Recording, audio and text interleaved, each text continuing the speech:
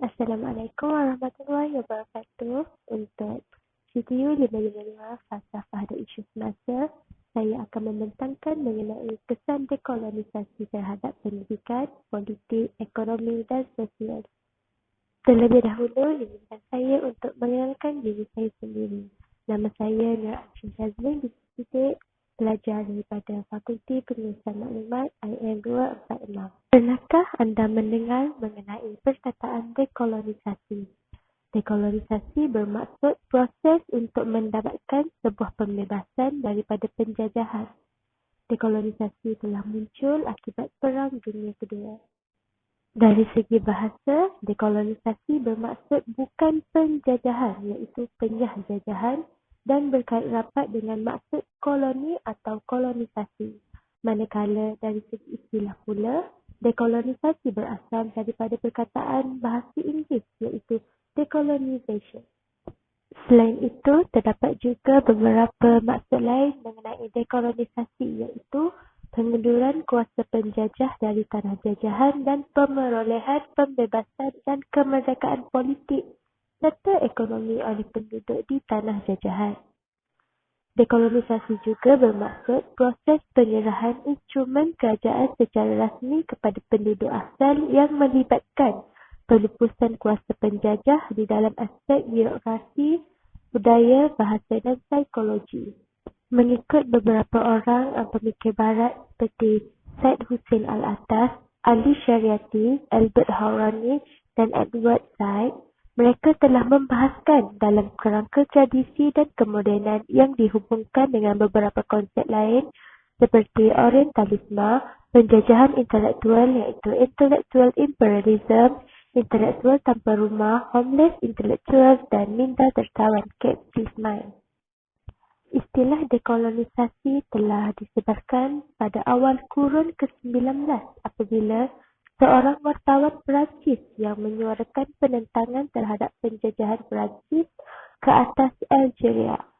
Seterusnya, pada kurun ke-1930, saintis pensiun berbangsa Yahudi dari Jerman iaitu Moritz Julius Bonn yang terselamat daripada kezaliman puak Nazi dan telah melarikan diri ke England mula mempopularkan istilah dekolonisasi. Pada tahun 1960, selepas Perang Dunia Kedua, istilah dekolonisasi ini telah digunakan secara meluas di peringkat antarabangsa, iaitu dibahagikan kepada 3 gelombang iaitu dekolonisasi dunia baharu, New World Decolonization, dekolonisasi dunia lama, Old World Decolonization dan dekolonisasi dunia ketiga iaitu Third World Decolonization. Terdapat 3 objektif kajian mengenai kajian ini iaitu yang pertama untuk menjelaskan dan mengupas definisi dekolonisasi dengan lebih terperinci. Yang kedua adalah untuk memahami dengan lebih jelas mengenai dekolonisasi dan yang ketiga adalah untuk menerangkan dengan lebih jelas mengenai kesan dekolonisasi ke atas pendidikan dan sosial, ekonomi dan politik serta isu semasa yang berkaitan dengan pendidikan. Seterusnya di bawah tajuk dekolonisasi juga saya ingin membentangkan mengenai dualisme Cartesian. Dualisme Cartesian ini dikatakan berkaitan dengan kewujudan benda manusia. Seterusnya René Descartes iaitu pelapor utama dualisme Cartesian telah percaya bahawa tubuh dan fikiran manusia adalah 2 perkara yang berbeza. Seterusnya saya akan membentangkan mengenai falsafah dualisme Cartesian. Falsafah dualisme Cartesian ini terbahagi kepada 4 iaitu naturalism, atheism, reductionism dan materialism. Naturalism merupakan falsafah yang menerima alam sebagai keseluruhan. Manakala atheism pula merupakan fahaman yang tidak atau kurang mempercayai tentang kewujudan Tuhan. Sebenarnya, naturalism dan atheism ini memiliki maksud yang sama tetapi mempunyai kefahaman yang berbeza. Seterusnya, reductionism ialah fahaman yang bertujuan untuk merapatkan jurang antara ilmu sains dan kemanusiaan. Manakala, materialism pula merupakan fahaman yang menganggap kewujudan berdasarkan material. Seterusnya, saya akan menerangkan mengenai dualisme.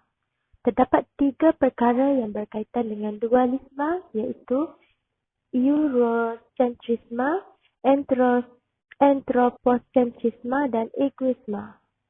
Eurocentrisme merupakan kepercayaan yang berpusatkan Eropah yang merujuk kepada kecenderungan untuk menafsir sejarah dan budaya masyarakat bukan Eropah dari sudut perspektif pandangan Barat.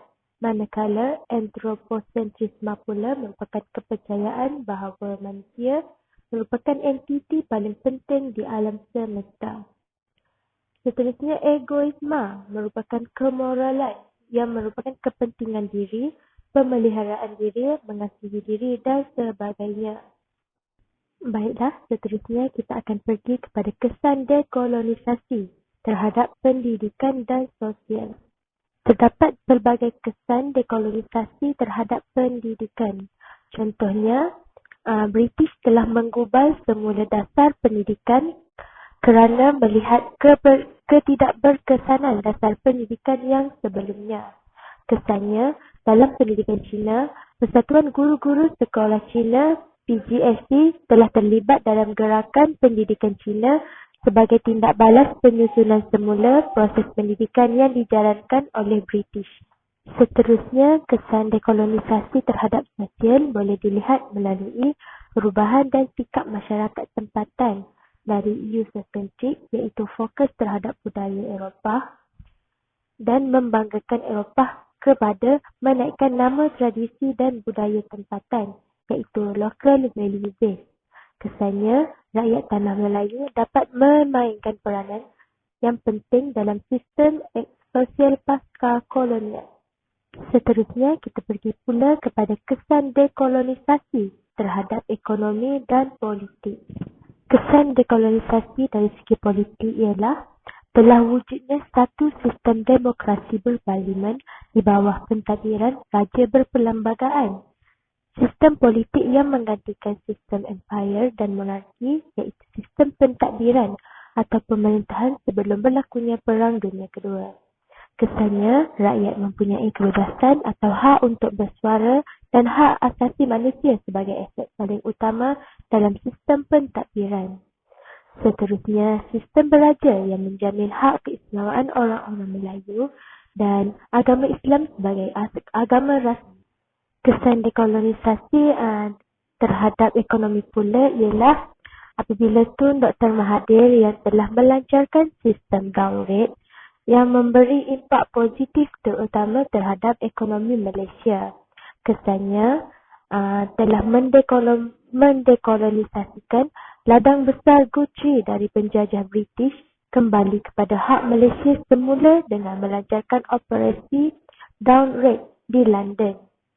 Seterusnya, syarikat-syarikat British di Malaysia mula berunding untuk terma-terma baharu yang membawa kepada penjualan syarikat perdagangan British kepada Malaysia, seperti ladang getah dan ladang kelapa sawit. Seterusnya, kita pergi pula kepada hubung kait dekolonisasi dalam bidang pendidikan. Sebagai seorang rakyat yang cinta terhadap negara, kita mestilah mengetahui bahawa dekolonisasi bersifat komprehensif dan holistik. Seterusnya, para pendidik harus mempunyai pemikiran aktif dan positif. Hal ini kerana pendidikan berkait rapat dengan dekolonisasi. Namun, masih terdapat daerah yang tiada pendidikan yang sepatutnya, seperti di kawasan-kawasan pendalaman. Kesimpulannya, dekolonisasi memberi banyak kesan terhadap pembangunan negara Malaysia pada hari ini. Pembangunan yang telah dicapai menaikkan nama Malaysia di mata dunia. Sebagai contoh, kesan terhadap ekonomi, pendidikan, sosial dan sebagainya. Oleh itu, dekolonisasi telah memberi impak yang besar terhadap pembangunan negara Malaysia. Oleh itu, sebagai rakyat yang mengamalkan prinsip rukun negara, kita haruslah berusaha menjaga kedaulatan negara agar tidak mudah dijajah sama ada dari segi fizikal maupun pemikiran. Sekian itu daripada saya. Sekian, terima kasih.